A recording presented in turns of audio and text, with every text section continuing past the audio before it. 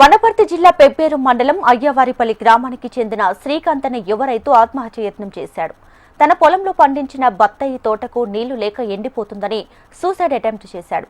తాను బోరు వేసిన దగ్గరలోనే మరో రైతు బోర్ వేయడంతో తన పొలానికి నీళ్లు రావడం లేదని, పంట చేతికొచ్చే సమయానికి నీళ్లు లేవని ఆవేదన వ్యక్తం చేశాడు. ఇదంతా సెల్ఫీ వీడియోలో తెలియజేసిన శ్రీకాంత్ గ్రామ వాట్సాప్ గ్రూప్ లో పోస్ట్ చేశాడు. ఇక వీడియోను చూసి ఘటనా స్థలానికి వెళ్లిన స్థానికులు ఆత్మహత్యకు పాల్పడిన శ్రీకాంత్ ను హాస్పిటల్ కు తరలించారు. ప్రస్తుతం అతని పరిస్థితి విషమంగా ఉన్నట్లు తెలుస్తోంది.